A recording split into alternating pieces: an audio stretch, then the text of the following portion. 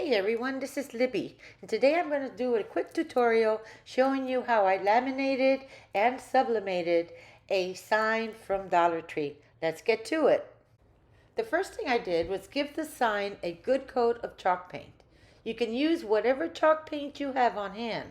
I got mine from Walmart. You could also skip this step if you want the wood grain to show through. In my test, I painted one side and I also left the other side unpainted so I could see what the results and what the differences were. I'll show that later on. And this is what it looks like once it's painted. Make sure you let the paint thoroughly dry for at least 4 to 5 hours. In fact, overnight is best.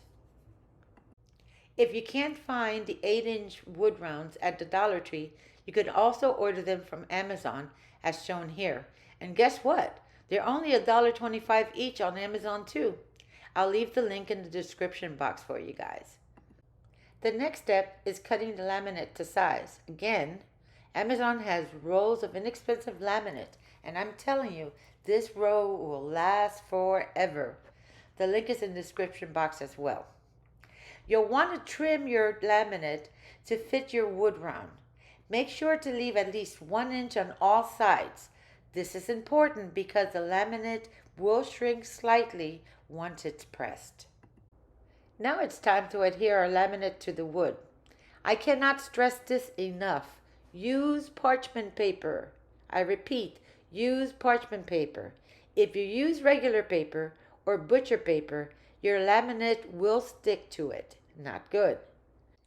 Use the same layering technique that you always use for pressing. Lay the parchment paper underneath, add your sign, add your laminated on top of that, and then add another sheet of parchment paper on top of that. Once you're done, press it at 385 for 40 seconds, and you are done.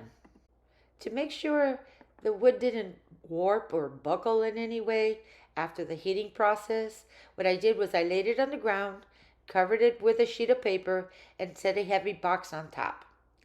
I left it there for about 10 to 15 minutes until it cooled, and then, as you can see, the sign is perfectly flat. Now it's time to trim off the excess laminate from around the edges. An X-Acto knife works great for this. Pictured here is the unpainted laminated side of my wood sign. You know how you normally use tape to tape down your design so it doesn't shift during the press process? Well, this wound up being a mistake for me. For some reason, as you could see here, it left tape marks on my sign. Maybe it was too much pressure. I'm not sure, you all. But anyway, what I did for the other side, which was the painted side of my design, instead of using tape, I wound up using spray. And this worked out perfect. And as you can see here, the sign turned out perfect too. This is the spray that I used. You could use any repositional spray, but the one I use is from Amazon, and I'll leave the link in the description as well. And that's it, folks. My little sign is now ready to decorate it. Have fun with it.